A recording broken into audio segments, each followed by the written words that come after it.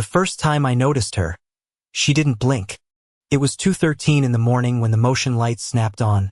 flooding my driveway in that harsh white glow that makes everything look guilty,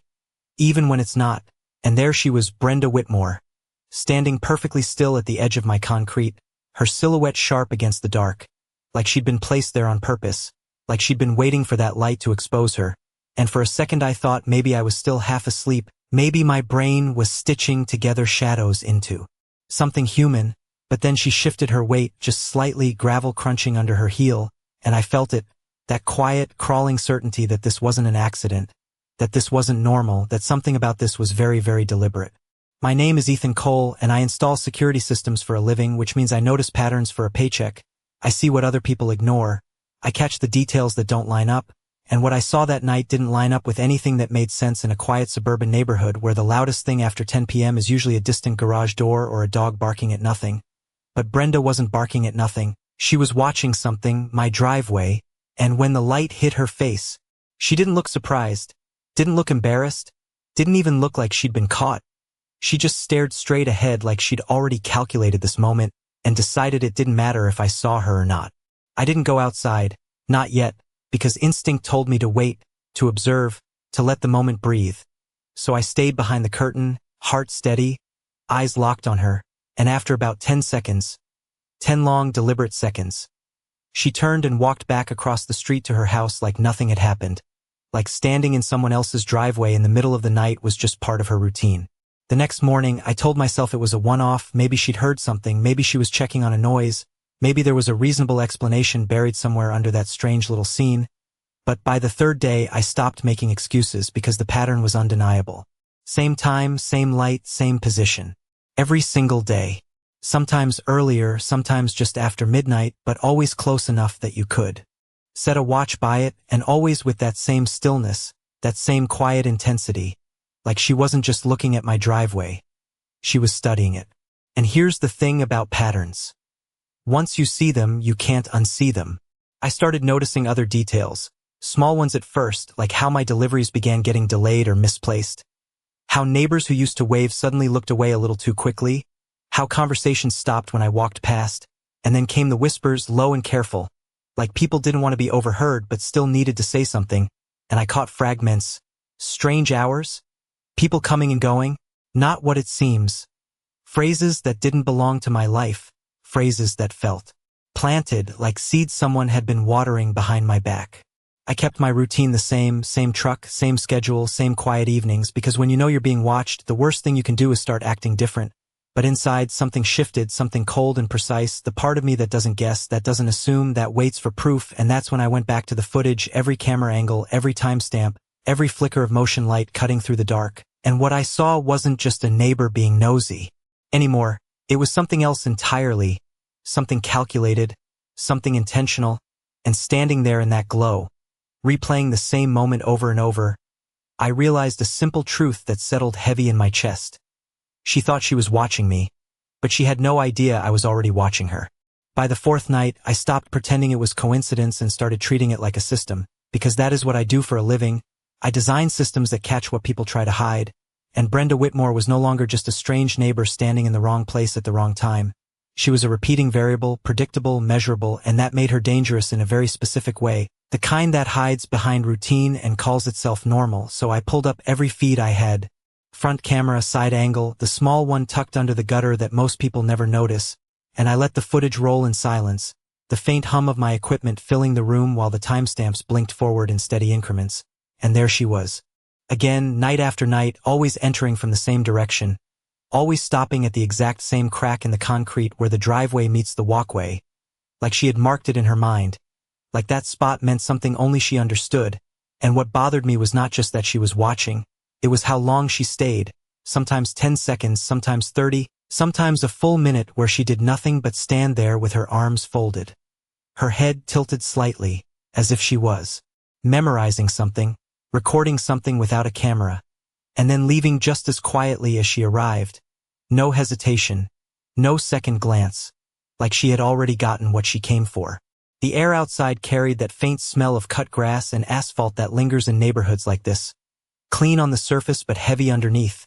And it matched the feeling settling in my chest. something controlled, something intentional, and the more I watched, the more I realized she was not reacting to anything happening in my driveway. She was creating her own version of it, building a narrative piece by piece, and that thought stuck with me the next morning when I stepped outside and felt the subtle shift in how the neighborhood moved around me. Mr. Halvorsen across the street did not lift his hand like he usually did when he grabbed his paper. The delivery driver hesitated before dropping my package, glancing back toward Brenda's house like he was checking for permission, and when I walked past the corner mailbox, two women who had been chatting lowered their voices just enough for it to feel deliberate, not enough to hide it completely,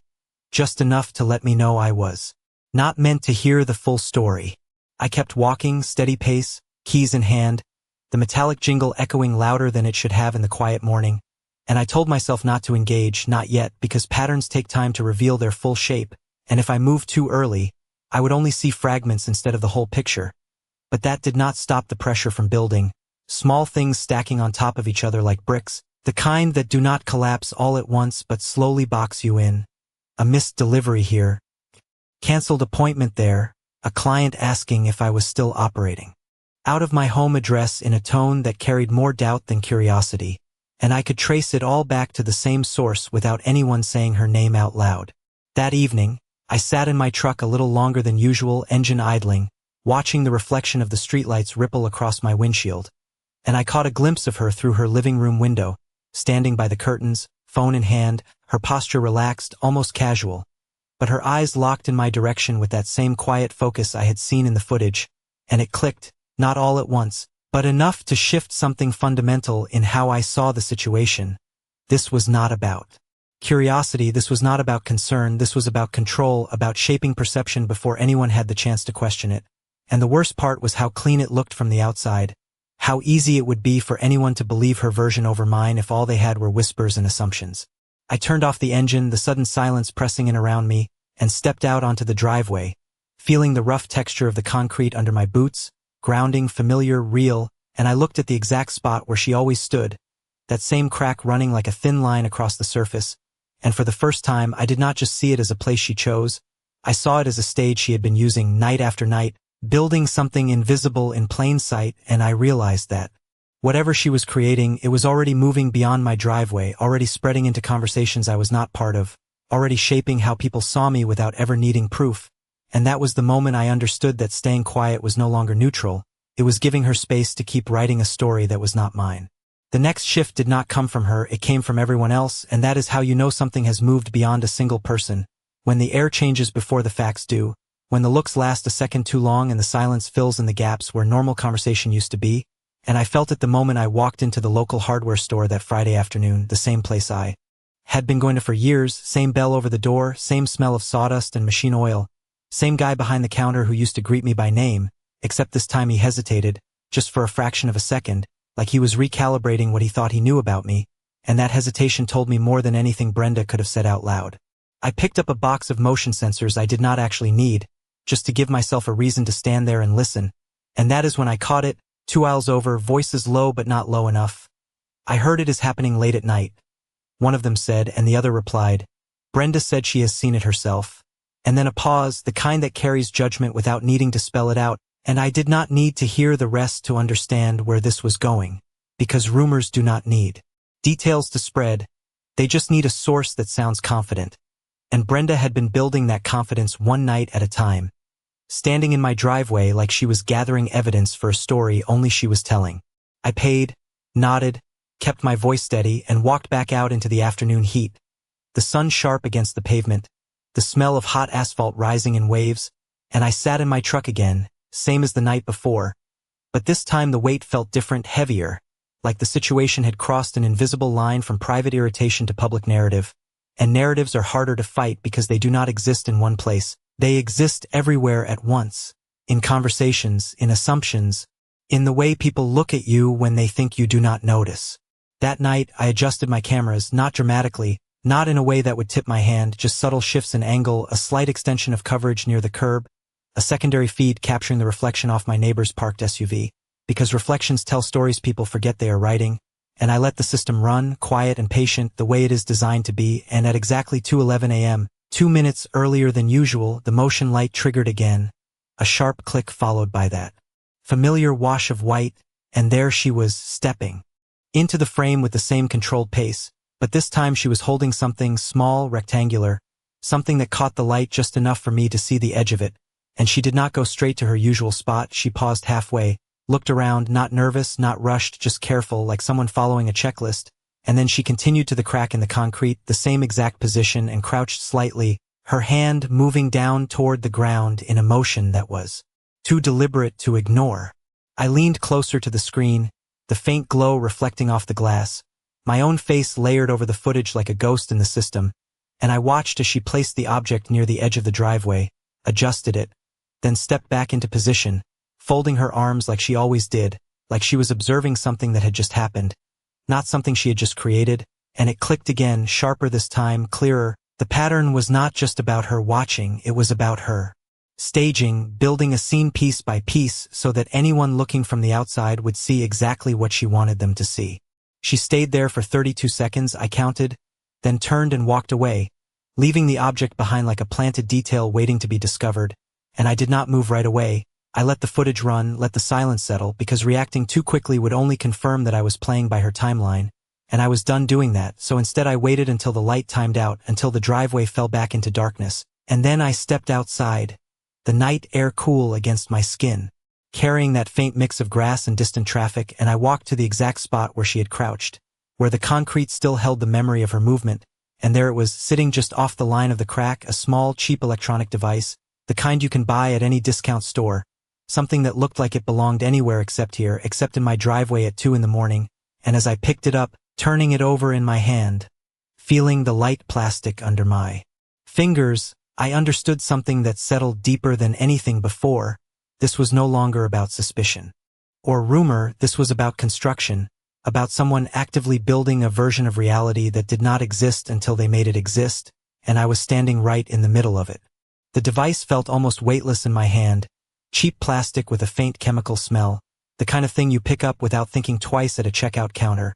But sitting there in the middle of my driveway at 2 in the morning, it carried a different kind of weight, one that had nothing to do with what it was and everything to do with why it was there, and I stood there for a moment longer than necessary, letting the quiet settle around me, the distant hum of a highway barely cutting through the stillness, because moments like this are where most people make a mistake. They react too fast, they confront, they demand answers, and all that does is give the other person exactly what they want, a chance to pivot, to deny, to rewrite, and I was not going to give her that. I turned the device over slowly, noting the small indicator light, the simple casing, no branding worth mentioning, something generic enough to mean anything and nothing at the same time, and that was the point. Ambiguity is easy to weaponize, especially when you already have people primed to believe a certain version of events, and suddenly it made sense why the whispers had started sounding more specific, more confident, like they had something to anchor themselves to, not proof, but the suggestion of it, the idea that there was something real sitting right here in my driveway, something that could be pointed at and misunderstood on purpose. I slipped the device into my pocket instead of leaving it there, not out of impulse but calculation, because whatever story she was building relied on that object being found under her terms, not mine, and changing that one variable shifted the entire equation in a way she could not control. Back inside, the soft click of the door closing behind me sounded louder than usual, like the house itself was aware that something had changed, and I went straight to my workstation, screen still glowing with the last captured frame, Brenda standing in that familiar position, arms folded, posture calm, like she had just completed another step in a process she had been refining for days, maybe weeks, and I rewound the footage again, slower this time, watching every movement, every glance, every small adjustment she made as she placed the device, because details matter, they always do, and the difference between assumption and proof is usually hidden in the smallest motion. The next morning, the neighborhood felt even tighter, like the space between houses had shrunk overnight, and I could see it in the way people moved, in the way conversations paused a fraction too long when I approached, and then came the first direct hit, subtle, polite on the surface, but sharp underneath.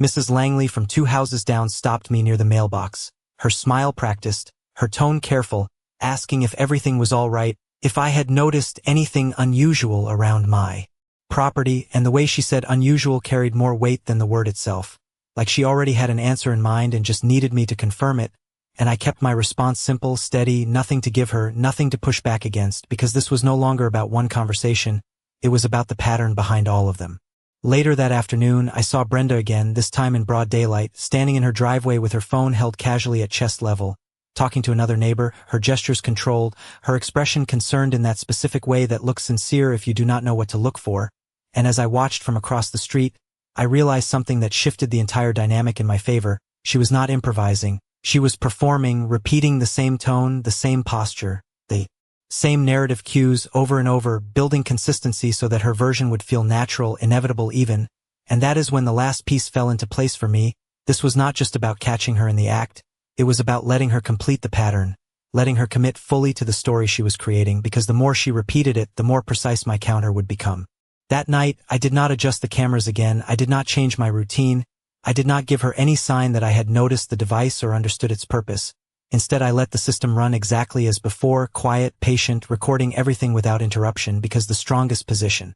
is not the one where you react. It is the one where you observe long enough to see the entire structure. And as I sat there watching the empty driveway on the screen, waiting for that familiar flicker of motion light to cut through the darkness again,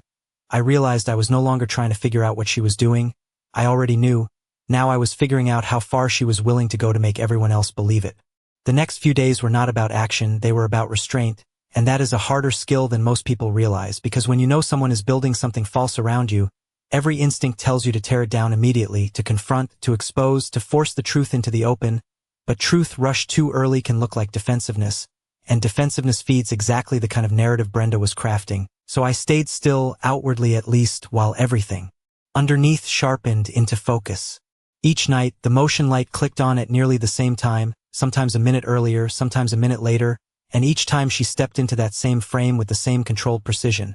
But now I was watching differently, not just observing her presence but tracking her process, and the pattern became clearer with every repetition. She would approach, pause halfway like she was checking for witnesses, then move to the exact spot on the concrete, crouch just slightly, adjust something invisible to anyone not looking closely, and then step back into her pose, arms folded, head tilted, the image of concern, the posture of someone documenting a problem that already existed, not someone creating it. The device I had taken was only one piece, because 2 nights later she brought another, smaller this time, something that caught the light for just a fraction of a second before she placed it near the edge of the driveway, just far enough from the center to look accidental, and I let it sit there until morning, just like she intended, because now I understood the full structure of what she was doing. She was building layers, physical objects placed over time, so that if anyone came looking, there would be a collection of evidence that suggested ongoing activity. Something recurring, something suspicious, and all she had to do was point and say she had been watching it happen. The whispers in the neighborhood grew sharper after that, less cautious, more confident, like the story had reached a point where it no longer needed to be protected, and I started hearing specifics that had never been true but now sounded established. People mentioning late-night deliveries, unusual equipment, coded language that implied something without ever stating it directly, and every version of it traced back to the same quiet authority. Brenda said, Brenda saw, Brenda has been keeping an eye on it for everyone's safety, and that word safety was the most effective part of all, because it turned suspicion into responsibility, turned gossip into concern, and suddenly anyone repeating it felt justified instead of intrusive. I noticed the shift in my work too, clients asking more questions than usual, one of them canceling a scheduled install with a vague excuse that did not quite land, and I could feel the edges of my reputation being shaped by something I had not done, something I had not even been accused of directly, just implied through enough repetition that it started to feel real to people who did not know better. But the more she built, the more precise my understanding became, and that is when the plan started forming, not as a reaction but as a structure of its own, something that would not just counter her narrative but expose the method behind it, because proving innocence is one thing, but revealing manipulation is something else entirely. It shifts the focus from what people think happened to how they were made to believe it in the first place. That night, I adjusted one thing, just one, a secondary camera angle position to capture not just the driveway but the approach, the exact path she took from her house to mine, including the brief pause she always made halfway, and I synced the timestamps across every feed, down to the second, because when the time comes, precision matters more than volume, and scattered clips mean nothing compared to a continuous sequence that shows cause and effect without interruption. The air outside felt heavier that night, a low humidity pressing against the skin, carrying the faint scent of rain that had not yet fallen. And when the motion light triggered again, she stepped into it like she always did, calm, deliberate, unaware that every part of her routine was now being mapped in detail, Every movement connected to the next in a way that could not be explained away later, and as I watched her crouch once more, placing another piece into the scene she was building, I realized something that settled into a quiet certainty. She was not just committing to the story anymore. She was deep enough in it that she could not step back without exposing herself, and that is where the balance shifts, where the person creating the illusion becomes trapped inside it, because the only way forward is to keep going, to add more, to reinforce what already exists. And the more she did that, the clearer my response became, not rushed, not emotional, just patient, structured, and inevitable. By the sixth night, I was no longer reacting to her pattern, I was orchestrating around it, and that shift changed everything, because once you stop being the subject of someone else's story and start controlling the frame it lives in, the outcome becomes less about chance and more about timing. And timing is something I understand better than most, down to the second, down to the flicker of a motion sensor catching movement before the human eye even registers it. I let her routine continue untouched on the surface, same driveway, same lights, same quiet neighborhood wrapped in the illusion of normalcy. But underneath, every angle was now layered, synchronized, and cross-referenced, not just my cameras, but reflections, shadows, even the timing of passing headlights that briefly illuminated the street in ways most people would never notice. Because when you build a system properly, nothing exists in isolation, every detail supports the next, and what she thought was a simple, repeatable act had become part of something much larger without her realizing it. The pressure in the neighborhood had reached a point where it no longer needed to hide, and that was the most telling part, because once people stop whispering and start speaking openly, it means they believe the story is already true. And I heard it that afternoon when I stepped outside to grab a package and a voice from across the street called out, asking if everything was all right in a tone that was no longer curious but cautious, like I was something to be handled carefully, and I gave the same steady response I had been giving all week, calm, controlled, nothing to push against, because the less I fed into it, the more she had to escalate to maintain control of the narrative. That night, she did exactly that. The motion lights snapped on at 2:09 a.m. earlier again, and she moved faster this time, less pause, more intent, like she was accelerating her own process, and in her hand was not just another small device but something larger. A thin rectangular case that she placed near the edge of the driveway with a deliberate precision that told me she wanted it to be seen. Not immediately, but soon, something that would shift the scale of the story from small suspicion to something that looked organized, structured, and that was when it became clear that she was not just building evidence anymore. She was building escalation, creating layers that would justify stronger reactions from the people around her. I watched every second of it from 3 different angles, the main camera capturing her posture, the side angle catching the placement of the object, and the reflection off the parked vehicle across the street showing her approach in a way she could not anticipate. And when she stepped back into her usual stance, arms folded, head tilted, I could see the confidence in her posture, the certainty that she was in control, that the story she was writing had already taken hold. And for a moment I understood why she believed that, because from the outside, it probably looked convincing, consistent, reinforced by repetition and social confirmation. And that is how most false narratives survive, not because they are true, but because they are repeated with enough confidence to feel inevitable. I did not go outside this time, I did not collect what she had placed. I left it exactly where it was, because now the strategy had shifted from interception to exposure, and exposure requires completion. It requires letting the pattern reach a point where it can no longer be explained away as coincidence or misunderstanding. And as I sat there watching the footage loop back, the soft hum of the system steady in the background, I began mapping the sequence not just visually but logically, every step she took, every object placed, every time shift, building a timeline that did not just show what happened but how it happened, because that distinction is what separates defense from truth. The next morning, the object was still there, sitting exactly where she had left it, visible enough to be noticed, subtle enough to look suspicious, and I saw 2 neighbors slow down as they passed, their eyes lingering just long enough to register it before they continued on. And that was the moment I knew the final phase had begun, because now the evidence was no longer hidden, it was part of the environment, part of the shared perception that she had been shaping for days, and all it would take was one conversation, one claim, one suggestion from her, and the entire narrative would solidify in the minds of everyone around us. I stepped back inside, closed the door with a quiet click, and looked at the screens one more time, every angle aligned, every second accounted for, and for the first time since this started, there was no uncertainty left, only sequence, only structure, only the quiet certainty that she had gone far enough that turning back was no longer an option for her, and that meant the next move would not be hers, it would be mine. The moment she chose to speak out loud was the moment everything locked into place. Because rumors can drift, they can bend and reshape depending on who carries them. But once someone anchors them in a public setting, once they say the words where others can hear and react, the story stops being fluid and starts becoming fixed. And that is exactly what she did that Saturday morning when the neighborhood gathered near the small community mailbox cluster, the usual casual exchange of packages and weekend plans shifting into something tighter, more focused, because Brenda was there, standing slightly ahead of the group, posture composed, voice measured in that careful tone she had been practicing all week,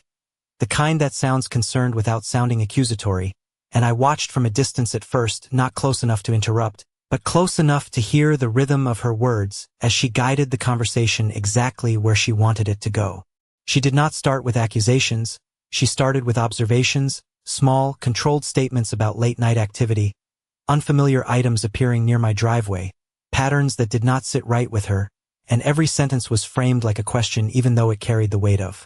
a conclusion, and that is how she pulled them in, because people are more likely to agree with something that feels like they discovered it themselves rather than something handed to them directly. And one by one I could see the nods, the subtle shifts in posture, the way attention focused and stayed there, and then she took the final step, the one she had been building toward. She pointed, not aggressively, not dramatically, just a simple gesture toward my driveway where the object from the night before still sat, quiet, unassuming,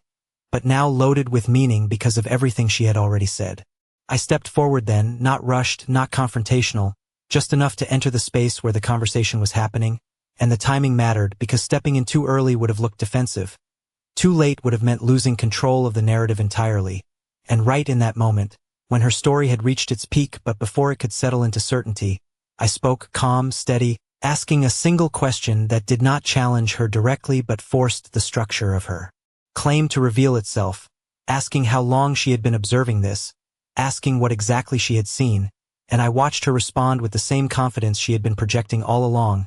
detailing her nightly observations, the patterns, the objects, the concerns she had been quietly managing for the sake of the neighborhood. And as she spoke, I could see it clearly now, not just the content of her story but the precision of it, the way it matched exactly with the timeline I had documented. Not because it was true, but because she had created it step by step, and that realization settled into a kind of quiet clarity that made everything else fall away. I did not argue, I did not deny, I simply nodded, let her finish, let the group absorb every word, because what mattered now was not stopping her. It was letting her commit fully, letting every detail land exactly where she intended it to, and when she was done, when the silence hung there waiting for a response, I reached into my pocket and pulled out my phone, not as a weapon, not as a threat, just as a tool, and I told them that if they had a few minutes, I could show them something that might help clarify the timeline she had just described. The shift in attention was immediate, curiosity replacing certainty, and I could feel the balance tilt, not dramatically, not yet, but enough to know that the structure she had built was about to be tested against something it was never designed to withstand. A complete sequence, uninterrupted, precise down to the second, and as I unlocked the screen and brought up the footage, I caught a brief flicker in her expression, not fear, not panic, just a moment of recalculation, the first sign that she understood the ground beneath her story was not as solid as she had believed, and that was all I needed, because the rest was already in place, every angle, every movement, every second aligned in a way that did not require interpretation, only observation, and as I held the phone steady, ready to let the sequence play, I realized that this was no longer about proving anything to myself. It was about showing everyone else exactly how easily a story can be built when no one is watching closely enough, and exactly how quickly it falls apart when someone finally does. I did not rush the moment. I let the screen sit there for half a second longer than necessary, just enough for the anticipation to build, because timing is not just about when you act, it is about when others are ready to see, and right then, every eye in that small circle was fixed on the phone in my hand, not on Brenda, not on the driveway, but on whatever came next, and that shift mattered more than anything she had said. I tapped the screen and the first clip began, no commentary, no explanation, just the raw feed, the quiet hum of night captured in pixels, timestamp clear in the corner, 2:11 a.m., the motion light snapping on, and there she was, stepping into frame exactly as she had described, only now it was not her words guiding the image, it was the image guiding everything else, and I let it play through every second, Every movement, her approach, the pause halfway, the small glance around,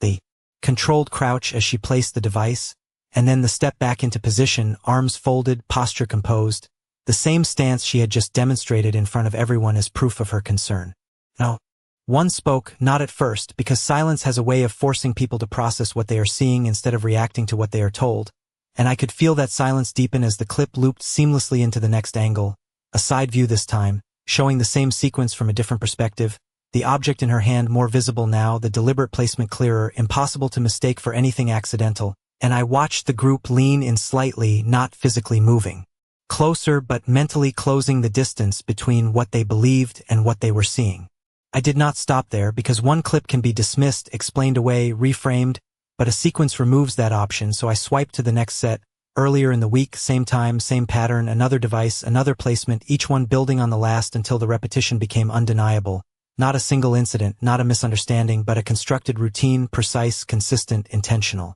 I could hear someone shift their weight beside me, the faint scrape of a shoe against pavement louder than it should have been, and out of the corner of my eye, I saw Brenda's posture change for the first time, subtle, almost imperceptible, but enough, her arms no longer fully folded, her shoulders not as relaxed, her attention no longer outward but inward, recalculating, searching for a way to redirect what was unfolding, and that is when I moved to the final piece, the angle she could not anticipate, the reflection off the parked vehicle across the street,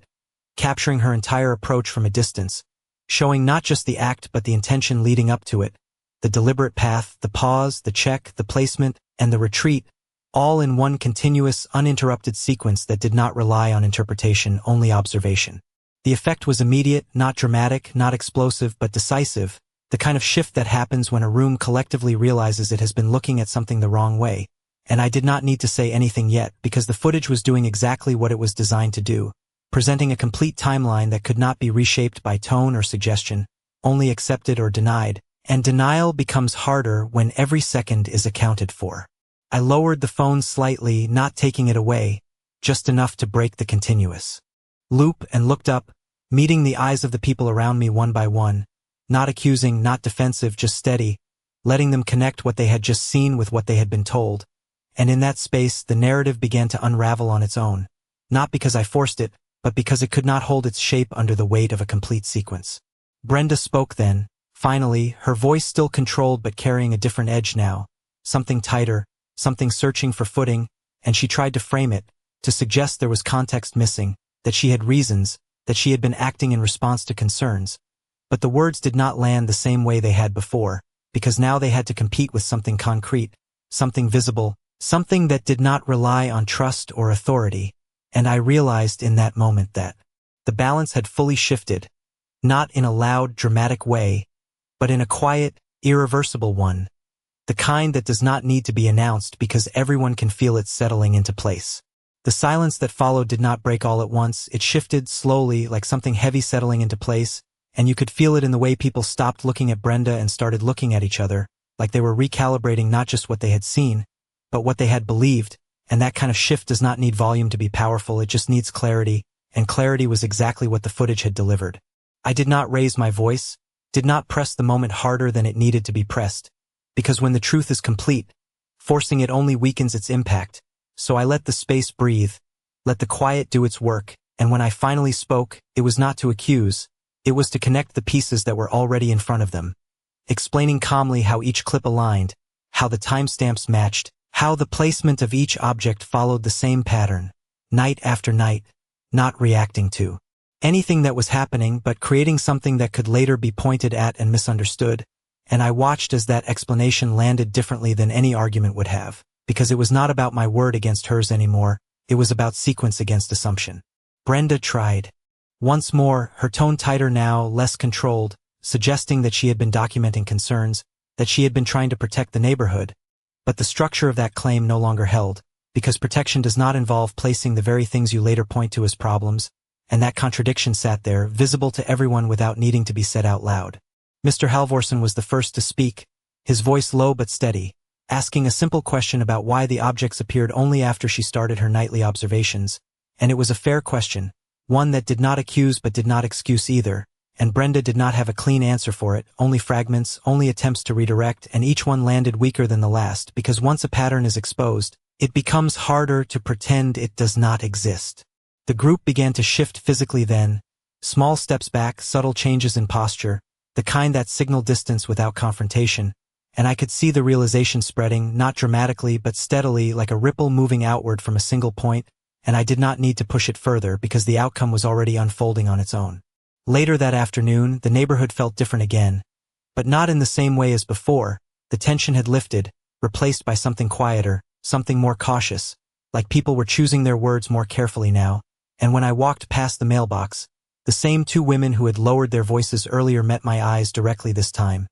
offering small nods that did not need explanation, and that was enough, because acknowledgement, even subtle, carries more weight than any apology spoken too loudly. Brenda stayed inside that day, her house quiet, curtains drawn just enough to suggest presence without engagement, and for the first time since this started, her absence was more noticeable than her actions had been, because control relies on visibility, on being seen and believed, and once that visibility is questioned, it becomes a liability instead of an advantage. I went back to my routine the next morning, same driveway, same truck, same quiet rhythm of a life that had not actually changed, only been interrupted, and as I stepped out onto the concrete, I looked at the spot where she had stood all those nights, the thin crack running across. The surface still there, unchanged, and it struck me how ordinary it all looked now, how something so simple had been turned into something else entirely through repetition and suggestion, and then returned to what it always was once the illusion was removed. I did not remove the cameras, did not adjust the system, because systems are not built for moments, they are built for patterns, and patterns do not always announce themselves the first time. But when they do, you either ignore them or you document them, and I have always chosen the second option, not out of